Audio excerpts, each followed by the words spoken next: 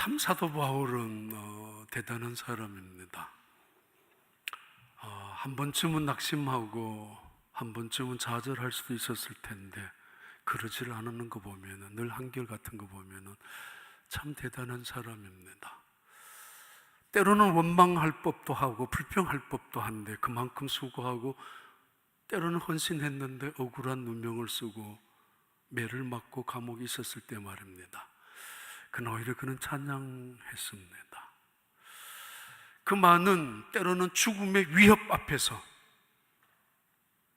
그는 두려워할 맘도 하고 이제는 쉬고 안전한 안식처에 가서 휴식을, 은퇴를 했어도 괜찮을 텐데 그분은 그러지 않았습니다.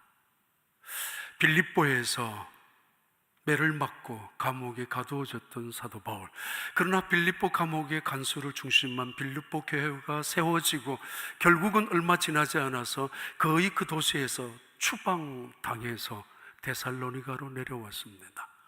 그가 무슨 무쇠다리였는지 다시 데살로니가로 내려와서 데살로니가에서 적어도 3주 이상 시간을 걸쳐서 예수가 어떤 분인가를 가르치기 시작했습니다. 복음을, 왜 예수님이 이 세상에 오셨는지, 왜 십자가에 죽으셔야 하는지, 그리고 어떻게 부활하셨는지를 그들에게 가르쳐서 설명해주고 증언했었습니다. 그때 꽤 많은 헬라의 경건한 사람들이, 그리고 기부인들이 예수님의 복음을 믿기로 작정하고 사도 바울을 따르기로 결심하고 고백했습니다.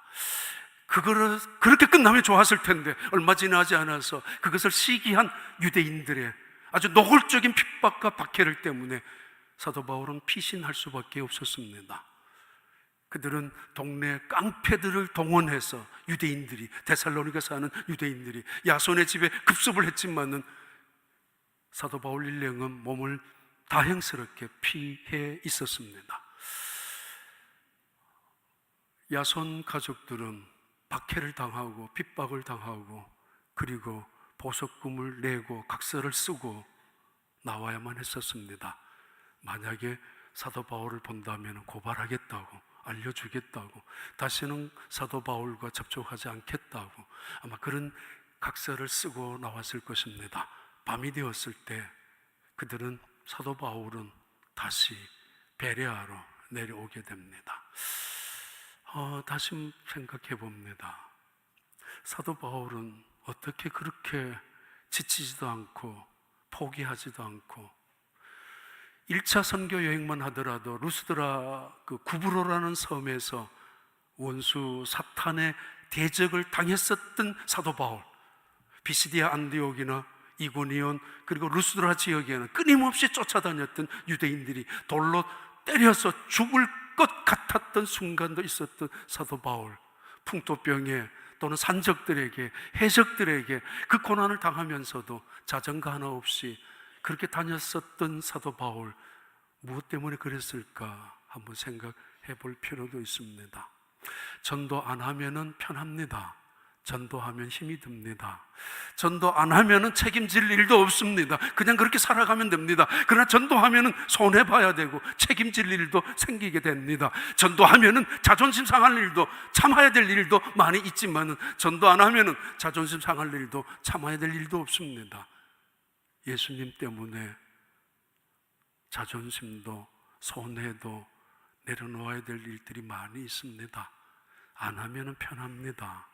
근데 사도 바울은 그 귀찮은 일을 마다하지 아니하고 심지어 목숨의 위험을 각오하고 복음을 전파하러 다녔던 사도 바울, 한번 볼까요?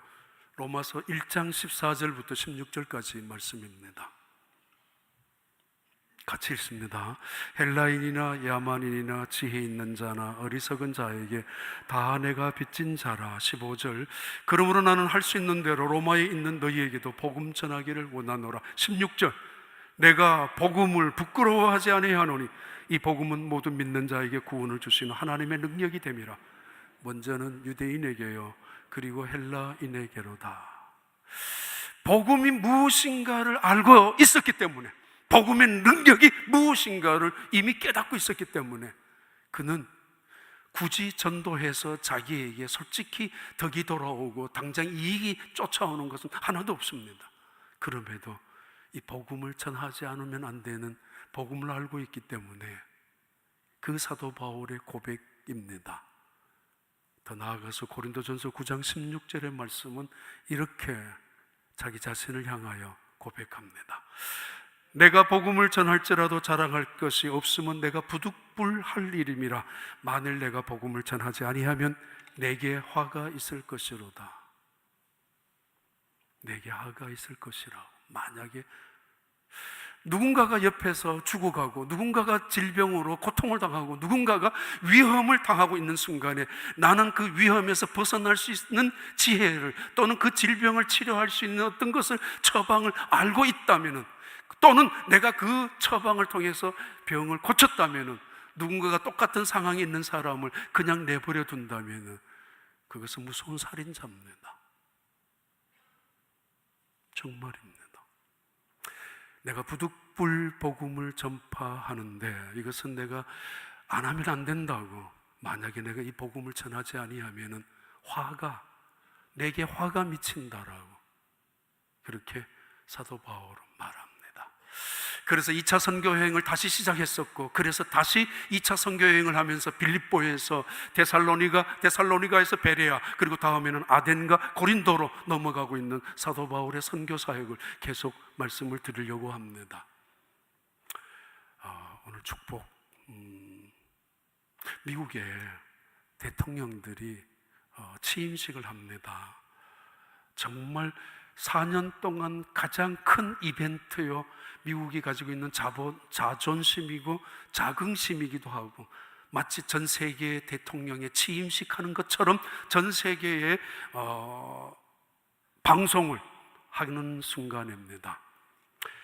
근래 일어난 대통령들, 미국에 와서 정말 감동을 받고 부럽고, 또는 그 전후에서 가끔은 기도한 적도 있습니다. 야, 이 나라가 그래도 대통령이 취임할 때 대통령들이 손을 성경 위에 딱 한 사람만 제외하고 헌법책 위에 한 분이 했지만은, 이거는 반드시 안 해도 됩니다. 해도 되는 것도 아니라 강요 규칙이 아니기 때문에 원하는 사람들이 성경 위에 선서를 하는데, 지금까지 전부 다 한 사람 제외하고 손을 성서에 올려놓고 선서를 했습니다. 그 성경은 전임 대통령들의 성경책, 아니면은 대부분 자기 어머니가 선물로 어렸을 때 준 책, 혹은 할머니로부터 물려받은 성경책이었습니다. 그때마다 미국이란 나라가 가지고 있는 저력이라 별별 일이 다 일어나고 있는 미국이지만은, 그러나 유럽보다는 다 정말 믿음을 지키려고 하는 이 땅, 이 나라 아닙니까? 그래도 성경책 위에 취임식을 거기서부터 시작하는 것, 그리고 개신교에 적어도 꽤 많은 목사님들이 와서 기도하면서 대통령 취임식을 축하하고 축복합니다. 이 땅의 축복을 위하여, 그러기 위하여 지도자의 하나님께서 함께 해달라는 간절한 기원을 담은 축복 말입니다. 베레아 교회, 그리고 베레아 사람들, 그 이야기, 예루살렘 교회와 안디옥 교회, 그리고 데살로니가 교회, 그리고 오늘 베레아 교회 말씀을 드립니다. 이 베레아 교회 사람들은 첫 번째 이런 사람들입니다. 베레아 교회 사람들은 첫 번째는 우리 같이 읽습니다. 베레아 교회 교인들은 너그러워서 간절한 마음으로 말씀을 받았다. 요즘 성경책에는 그렇게 너그러워서 간절한 마음으로 이렇게 나왔지만은, 전에 성경책은 베레아 사람들은 데살로니가 사람보다 더 신사적이어서, 얼핏 들어보면은 마치 비교해서 데살로니가 사람들의 듣기에는 좀 거북하고 불쾌할 수 있는 그런 뉘앙스가 분명히 있습니다.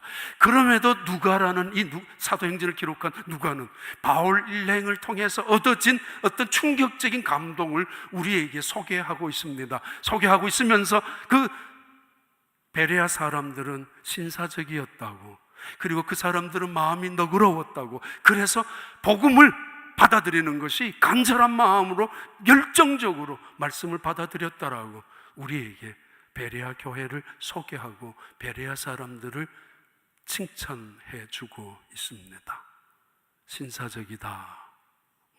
흔히 말하는 어떤 교양을 통해서 어떤 타이틀이나 포지션을 통해서 나타나는 젠틀맨의 이미지가 아닙니다. 영어 성경에 따라서 다 다르게 나왔지만 어떤 성경은 노블 캐릭터라고 고상한 품성을, 아주 고결한 품성을 지니고 있는 사람을 의미하기도 하고, 또는 페어 마인드, 공평한 마음을 지닌 사람들, 혹은 오픈 마인드, 열린 마음을 갖고 있는 사람들이다. 그래서 너그럽다, 그래서 신사적이다, 이런 표현을 우리에게, 누구든지 이 본문을 읽고 지나가면 마음에 각인이 될 만큼, 사실은 이 이례적인 단어를 누가는 쓰고 있을 만큼 우리에게 베레아 사람들을 칭찬하고 있습니다.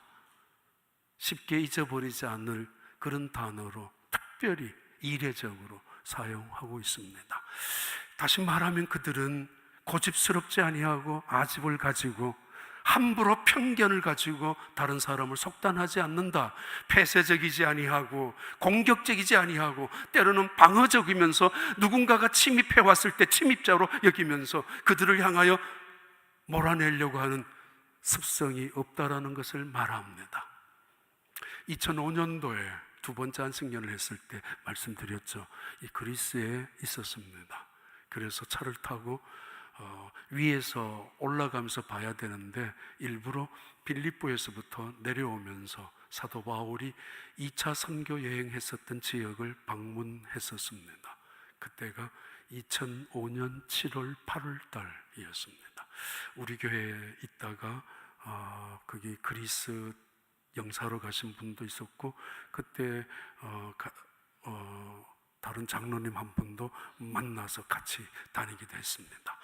빌립보의 그 강가에 루디아라는 여자가 세례를 받았던 가수에, 그리고 지금 루디아 여자 그분의 기념교회가 있는 곳도 방문했었고, 여전히 빌립보는 로마만큼 큰 원형 경기장은 없었지만은 굉장히 큰 경기장이 남아 있습니다.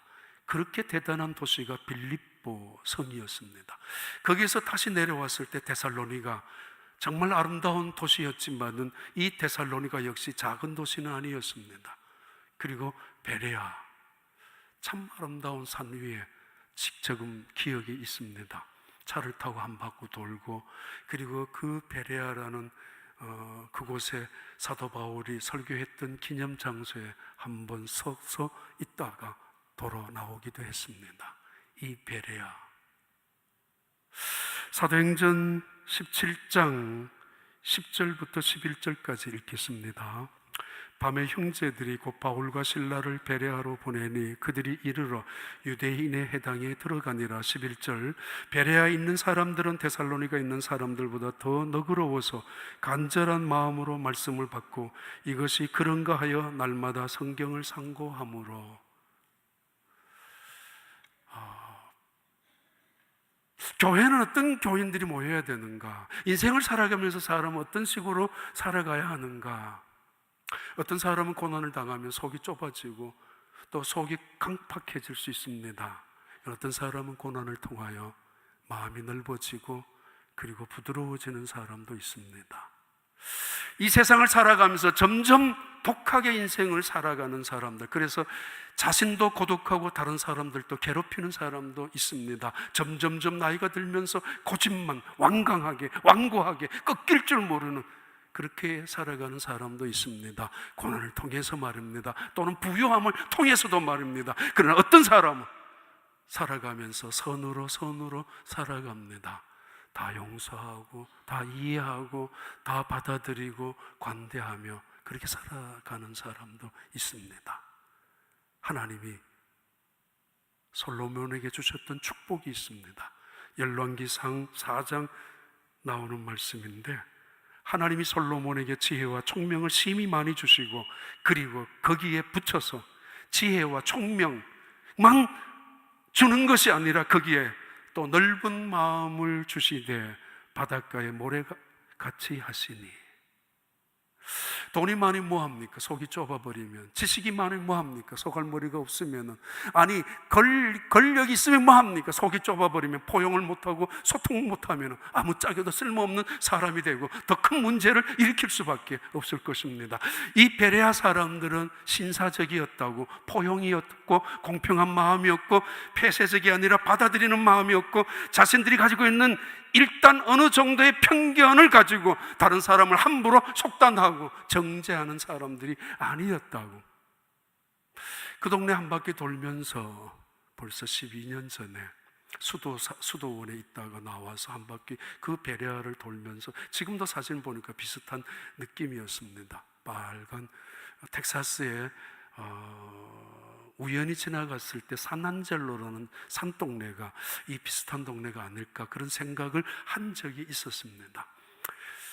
오히려 조그마한 산동네 10,000명에서 20,000명 미만에 살고 있었던 이 소동네 소읍 급히 피난을 오다가 보니까 이 동네에 잠깐 머물렀는데 뜻밖의 환영을 받고 뜻밖의 귀한 사람들을 만나게 되고 마침 하나님이 어쩌면은 피신해서 쫓겨오다시피 베레아로 내려온 바울을 다시 격려하고 싶어서 그에게 힘을 주고 싶어서 이 사람들을 준비해 놓은 것처럼 이들은 마음을 열고 사도 바울을 맞이하고 있습니다.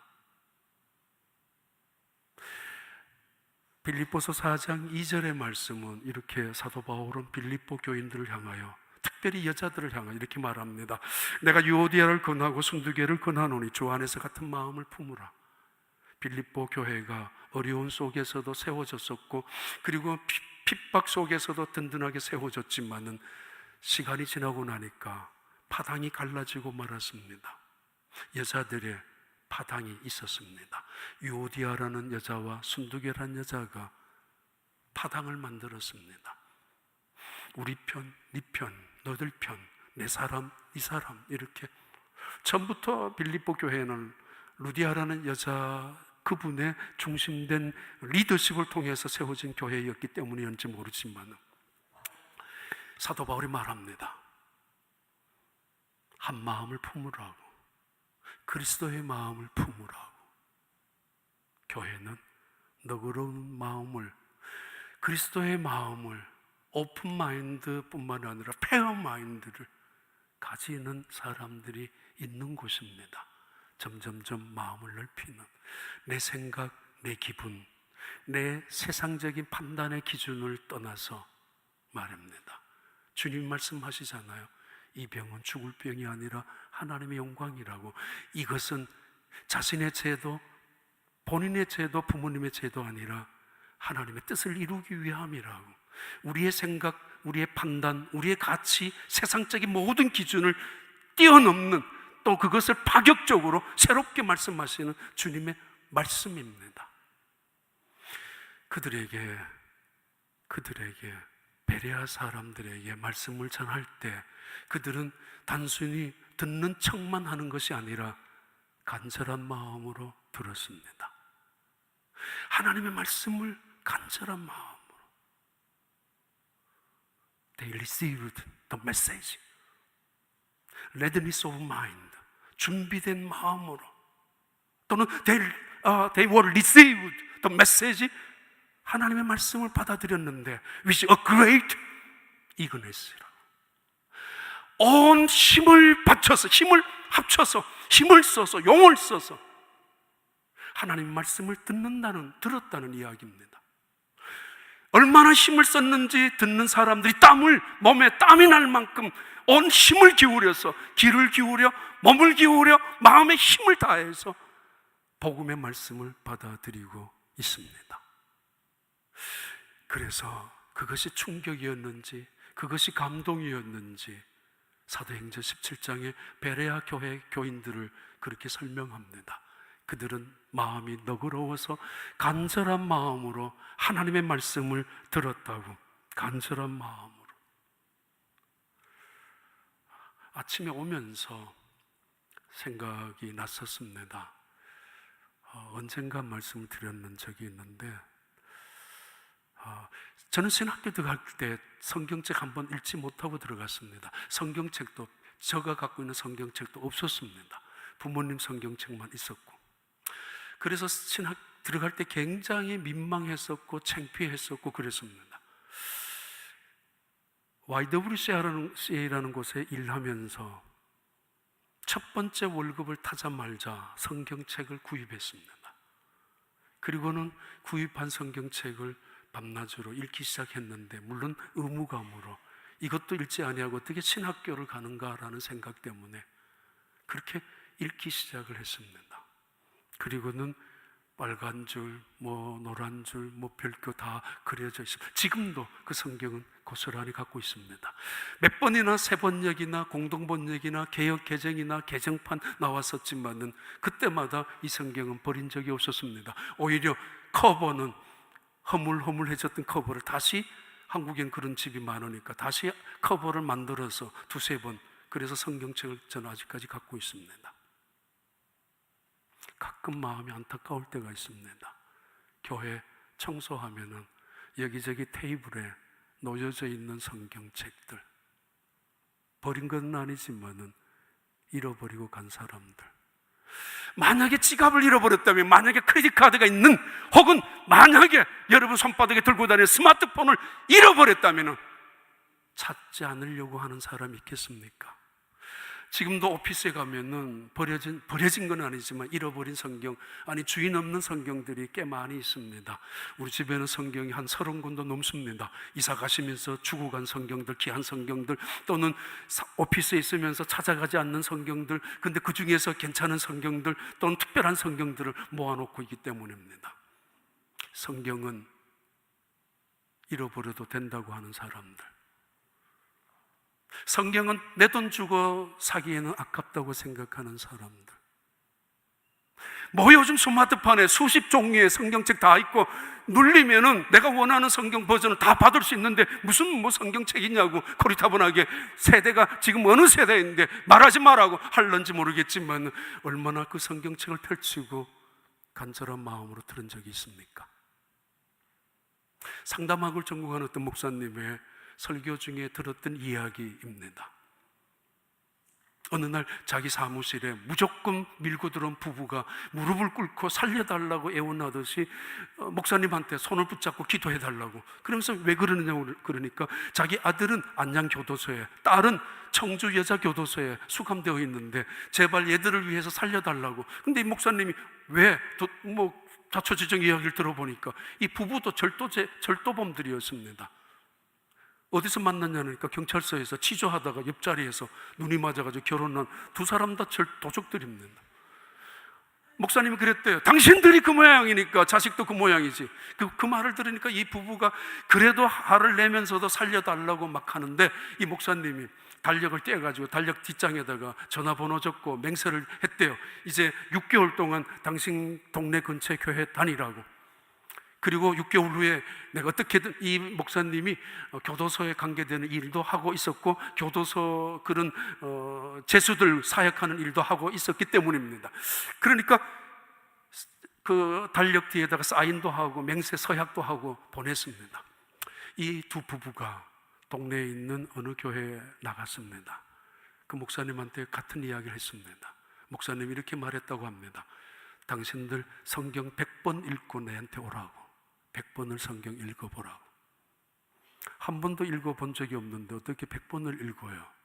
근데 살려고 목숨을 걸고 집에도 안 가고 전기요금 주겠습니다라고 하고 그 교회당에 은퇴하실 얼마 앞둔 목사님의 그 말씀을 듣고 그 교회에서 성경책을 읽어나가는데 한 달에 2번, 어떤 때는 한 달에 1번, 어떤 경우는 한 달에 3번, 그러면서 3달, 4달도 안 되는 사이에 10번을 읽었는데 10번을 읽고 11번째 읽어가는 순간에 읽을 때마다 눈물이 나고 회개하고 통곡하고 가슴이 뜨거워져서 무릎을 꿇고 회개하며 하나님을 향하여 가슴을 찢었다고 10번, 11번째 성경을 읽으면서, 그러면서 그때부터 이 부부가 안양에 있는 아들에게, 청주에 있는 딸에게 편지를 하기 시작했다고. 매일 읽은 성경 중에서 구절을 가지고 감옥 안에서, 교도소 안에서도 이 아들은 아주 소문난 악질, 그런 죄수로 소문난 아들이었지만은 아버지의 편지를 거듭 받으면서 마음이 조금씩 바뀌어지기 시작했었고, 그러면서 그 마음속에 변화가 일어났다고 합니다. 간절한 마음으로. 베레아 사람들은 데살로니가 사람들보다 더 신사적이고 더 너그럽고 더 공평하고 편견이 없고 고집을 내세우는 사람들이 아니라서 함부로 야박하게 굴거나 천박하게 사는 사람들이 아니라, 인생을 정말 이 사람들은 그 말씀을 받아들이고 공정하게 받아들이면서 동시에 앞에서만 받는 척하는 것이 아니라 힘을 다해서 간절한 마음으로 이그네스라는 온 열정을 다해서 그 말씀을 전하는 사람보다가 훨씬 더 간절한 마음으로 들었다고 말합니다. 옛날에는 라디오 켜놓고 빨래하고 세탁하고 음식하고 부엌 청소하고 집안 다 했습니다. 요즘 TV 켜놓고 뭐 공부도 하고 TV 켜놓고 드라마도 보고 아니면 전화도 걸고 합니다. 요즘은 인터넷 켜놓고 비디오 방송 켜놓고 뭐 할 짓 다 할 수도 있고 뭐 그렇습니다. 아니, 하나님의 말씀을 라디오 켜놓고 세탁하는 것처럼 부엌 청소하는 것처럼 들을 수가 있겠습니까? 대충대충 건성건성 띄엄띄엄 왔다 갔다 하면서, 때로는 왔다 갔다 하면서 하나님이 들려주는 음성이 가슴에 새겨질 때도 있었습니다. 있을 것입니다. 그러나 이들은 그렇게 듣지 않았다는 이야기입니다. 두 번째, 이 베레아 사람들의 교회는 이런 교회였습니다. 베레아 교인들이 이것이 그런가 하여 날마다 성경을 상고하였다. 그리고 사도행전 17장 볼까요? 같이 있습니다. 베레아에 있는 사람들은 데살로니가 있는 사람들보다 더 너그러워서 간절한 마음으로 말씀을 받고, 이것이 그러한가 하여 날마다 성경을 상고함으로, 날마다 성경을 상고한다고 말씀을 받아들입니다. 그 간절하게 받아들였습니다. 두 번째는 그들은 그 말씀이 정말 어떤 말씀인가 조목조목 따지려고 공부하는 것이 아니라, 지식을 축적해서 자랑하기 위해서 이 성경을 연구하는 것이 아니라, 아니면은 끊임없이 뭔가 잘못된 것을 끄집어내어서 그를 향하여 공격하는 빌무아리를 찾기 위하여 성경을 읽기 시작한 것이 아닙니다. Examined the scriptures every day. 그들은 성경을 시험했습니다. Search the scriptures daily. 날마다 하나님의 말씀. 이 말씀이 Paul said was true. 그 말씀이 진실인 것을 확인하고 싶고, 믿음의 믿음을, 은혜의 은혜를, 확신의 덧 확신을 얻고 싶어서, 본문에 분명히 나옵니다. 그들이 뭐 트집을 잡기 위하여 아니면은 뭔가 잘못된 것을 끄집어내기 위하여 날마다 성경을 연구한 것이 아니라, 그들은 이 성경을 읽고 이 성경을 연구하고 이 성경 말씀을 날마다 먹음으로 그들이 믿음에 더욱 온전한 자리에 세워졌다라고 성경 본문은 그렇게 말씀하고 있습니다. 거북이는 500일을 안 먹어도 산다고 합니다. 새는 10일을 안 먹어도 살고, 뭐 짐승들은 대충 뭐 그럴 수도 있는데, 영적인 그리스도인들은 하나님의 말씀을 얼마나 먹어야, 아니 얼마나 안 먹어도 견딜 수 있을까? 그래서 일반적으로 터를 크리스찬이라는 말이 나옵니다. 거북이 그리스도인이라고, 1년 내내 성경 한 번 안 읽어도 괜찮다라는 사람들을 빗대어서 하는 이야기입니다. 어떤 분이 병원에서 수술을 했습니다. 수술 끝나고 자녀들이 찾아와서 간호하는데, 정말 그때마다 사가지고 오거나 아니면 준비해온 식사를 가지고 드시라고 먹으면 올라오는데, 먹을 힘도 없는데, 먹고 싶지도 않는데, 입맛도 없는데 자꾸 먹으라고 식사를 해야 됩니다라고 하는 그 자식들 또는 주변의 사람들 때문에 이 수술이 끝난 숟가락 올릴 힘도 없는 이분은 먹기 시작합니다. 그래, 내가 일어나야지. 그래, 내가 먹어야지. 그래, 내가 살아야지. 억지로라도 올라오면 다시 먹고 삼키고, 도저히 입맛은 없지만 억지로라도 그 식사를 하는 그 어머니의 마음은 자식들에게 부담이 안 되기 위하여, 자식들을 키워주기 위하여, 자식들에게 힘이 되기 위해서 억지로라도 죽지 못한 일이 있더라도 내가 건강해야, 내가 살아나야, 내가 일어나야, 그래서 먹은 겁니다. 하나님의 말씀을 언제 먹어보셨습니까? 이 성경이 없었다면 나는 죽었을 것이라고, 이 성경이 없었더라면 그때 그 우울증에서, 이 성경이 없었다면 그때 그 외로움 속에서, 그 절망 속에서, 그 고통 속에서, 아니 오해와 핍박을 받는 속에서 이 하나님의 말씀이 내게 없었더라면 난 못 살았을 거예요. 그런 적이 있어요. 때로는 눈물을 흘리며 읽어본 적이. 이들은 날마다 그 성경을 상고했던 사람들입니다. 하나님의 말씀을 배우고 하나님의 말씀을 읽고 그리고 그 말씀대로 순종하는 것이 그리스도인들 아닙니까? 이런 책이 있습니다. 띄워봐요. 그 책.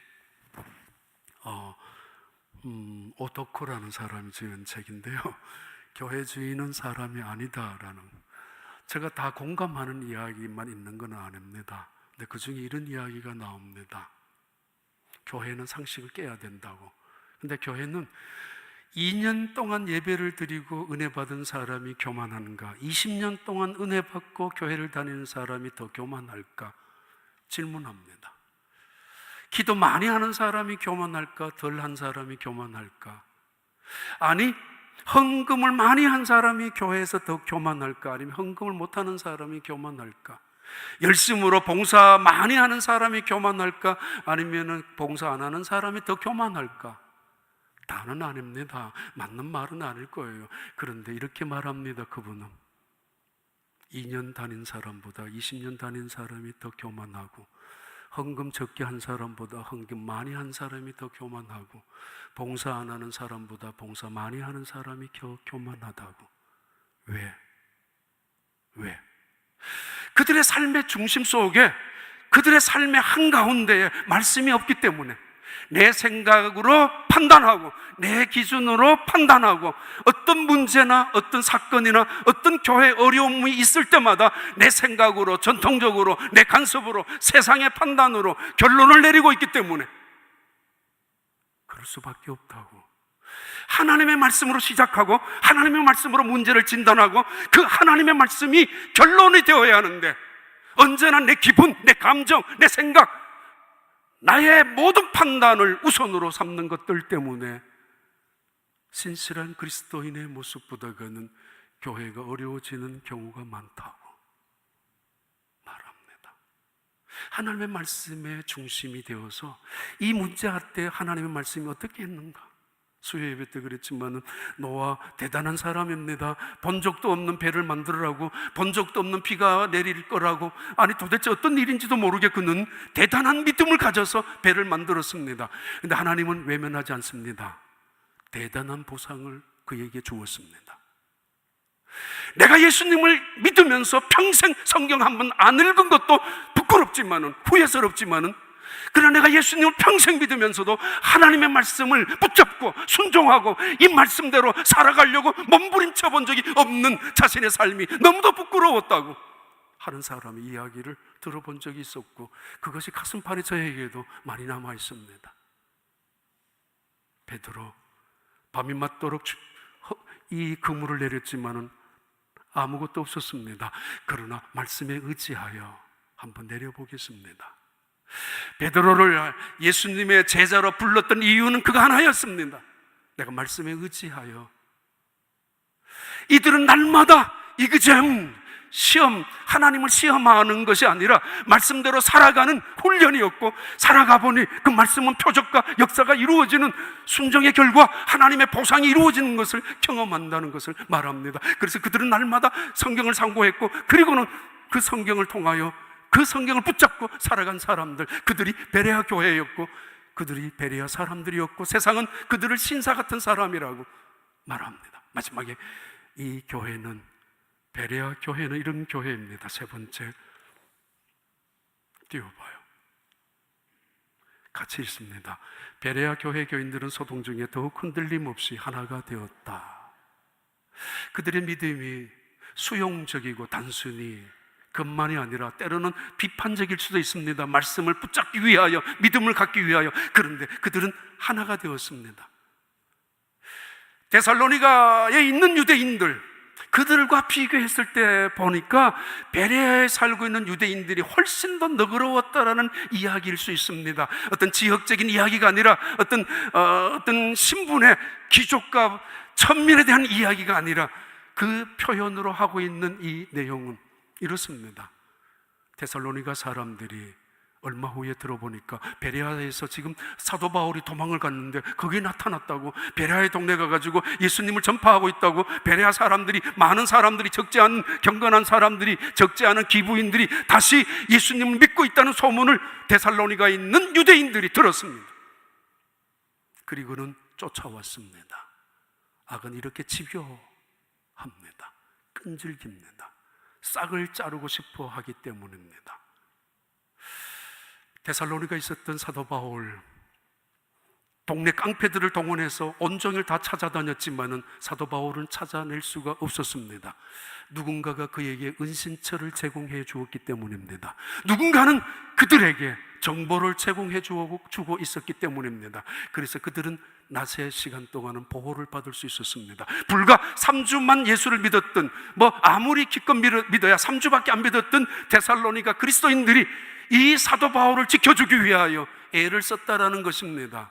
야손 일행이 내가 사도 바울을 보면 고발하겠다고, 알려주겠다고 말했지만은, 각서는 썼지만은 오히려 그들은 사도 바울을 더 안전하게 피신하기 위하여 저녁까지 기다리게 해 주었습니다. 사도 바울을 지켜주기 위하여 인간적인, 단순히 도의적인 의미만이 아니라 자신들에게 복음을 전달해 준 이 사람, 자신들에게 구원이 무엇인가를 깨닫게 해준 이분들을 다른 사람들에게도 그 복음을 전할 기회를 주고 싶어서 바울을 지켜준 것입니다. 그 밤중에 피신해서 베레아로 내려왔던 이 사도 바울 일행은 해당에서 복음을 전파하면서 많은 사람들이 베레아에 지금 교인들이 생기게 되었습니다. 이 소식을 들은 데살로니가에 있는 유대인들, 아주 못된 유대인들이 쫓아왔습니다.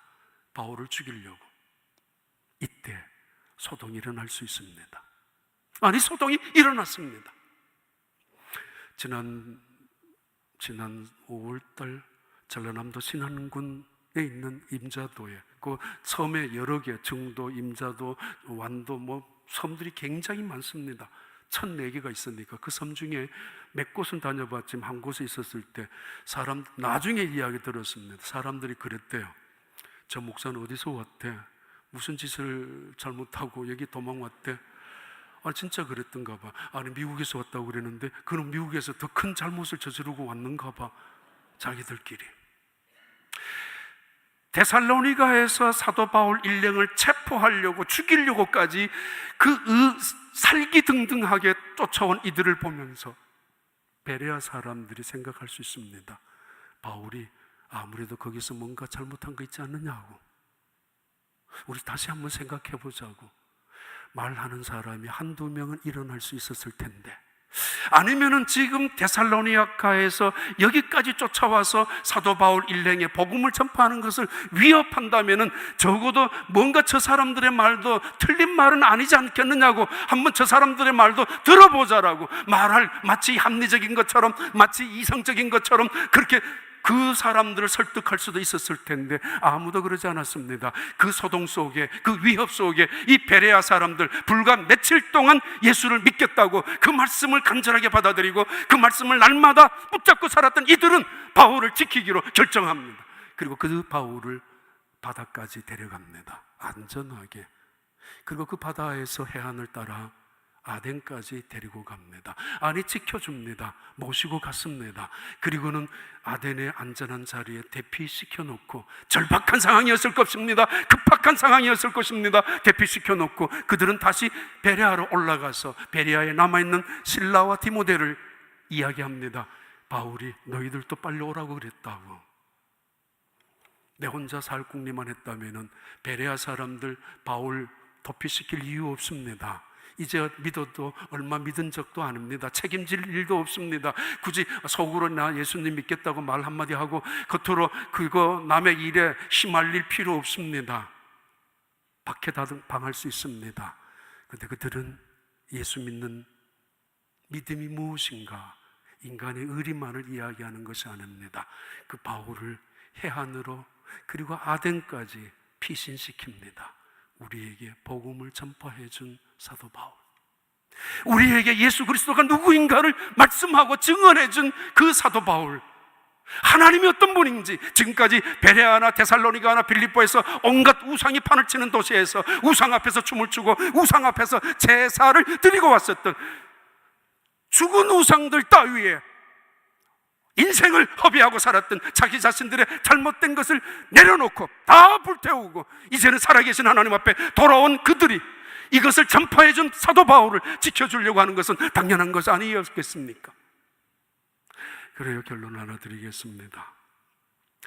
대통령들이 대통령 취임식 때 선서할 때 성경책이 있었는데 그 성경은 전임 대통령들의 두 가지입니다. 조지 워싱턴 성경책 아니면은 에이브람 링컨의 대통령의 성경책 둘 중에 하나를, 대부분은 둘 중에 하나의 성경책이고 어머니한테 할머니한테 받은 성경책 두 개를 올려놓았다고 합니다. 조지 워싱턴 어렸을 때 아버지로부터 물려받은 성경책입니다. 그는 펜실베니아 벨리포즈라는 곳에 자랐는데 가장 힘들고 어려웠던 순간이 많았습니다.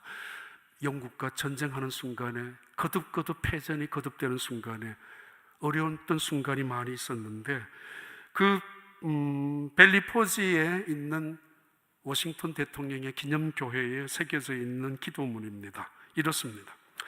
전능하신 하나님, 미국을 보호할 수 있는 이는 오직 하나님뿐이라고 믿습니다. 이 나라의 지도자로 하여금 하나님의 말씀에 순종하게 하시고 국민들을 사랑하는 진정한 형제를 갖게 하시옵소서. 지도자들이 설선하여 정의로운 생활을 하게 하시고 자비를 사랑하고 행복한 나라를 만들기 위하여 겸손하게 백성을 섬기는 자가 되게 하소서. 오직 성경에서 떠나지 아니하는 이 민족이 되게 하소서. 성경이 다스리는 이 나라가 초대 대통령이, 그리고 에이브라함 링컨은 너무도 잘 알듯이 가장 어렸을 때 어머니가 켄터키 루이빌 근처에 있는 시골에 통나무 집에서 돌아가시는 어머니가, 그것도 새어머니가 아닌 새어머니가 이 링컨에게 선물을 줍니다. 유언을 합니다. 성경책을 결코 떠나지 말라고, 하나님의 말씀을. 언제나 살았을 때도 성경책을 읽어주고 성경을 통해서 말씀하셨던 그 어머니의 손때가 묻었던 그 성경책을 그는 일생 가슴에 품고 있었습니다. 악한 사람들이 그를 조롱하고 핍박하고 원수들이 그를 향하여 대적해 나올 때마다 그는 시편 37편의 기절을 많이 읽었다고 합니다. 손때가 많이 묻은 것 중에 하나가 악한 사람들의 번영을 부러워하지 마라, 악한 사람들의 교만을 대적하지 말라고, 참고 기다리라고, 하나님을 믿으라고. 그리고 그 고난과 핍박 속에 있었을 때 욥기의 많은 내용들이 그에게 위로가 되었다고 합니다. 정말 기자들이 물었습니다. 당신의 가장 훌륭한 참모는 누구였느냐고. 아니, 당신에게 중요한 정책을 제공해 준 아이디어는 누가 했느냐라고. 아니, 이런 위기 속에서 이런 결정을 어떻게 했느냐라고. 그때마다 하나였다고 말합니다. 하나님의 말씀이라고, 성경책이라고. 바로 이 성경책이, 내가 새벽 4시부터 기도하는 기도실에 놓여져 있는 이 성경책이 내게 말씀하셨고 나를 가르쳐 주셨고 이 성경책이 결국 미국을 다스리게 했다라고 말씀했습니다. 그가 이렇게 말합니다. 이 위대한 책에 대하여 말하지 않을 수가 없습니다. 성경은 하나님이 인간에게 주신 최고의 선물입니다. 구세주가 이 세상에 주신 모든 선이 이 책을 통하여 전달되었습니다. 성경이 없으면 우리는 옳고 그름을 구별할 수가 없을 것입니다. 인간의 생각을 가지고 한다는 거 아니라는 거죠. 이 세상이나 저 세상에 있어서 인간의 행복을 위한 최고의 것은 바로 성경 안에 다 있습니다. 그래요. 여호수아서 1장 8절 9절 읽고 마칩니다. 우리 함께 읽습니다. 이 링컨이 끝까지 붙잡고 있었던 하나님의 말씀은 이것입니다. 그의 그 국회의원 시대 그리고 대통령이 될 때 백악관에 들어갈 때 비단에 적어놓은 글자가 이것이었습니다. 같이 읽습니다. 이 율법책을 내 입에서 떠나지 말게 하며 주야로 그것을 묵상하여 그 안에 기록된 대로 다 지켜 행하라. 그리하면 내 길이 평탄하게 될 것이며 내가 형통하리라. 9절, 내가 내게 명한 것이 아니냐? 강하고 담대하라. 두려워하지 말며 놀라지 말라. 내가 어디로 가든지 내 하나님 여호와가 너와 함께 하느니라 하시니라.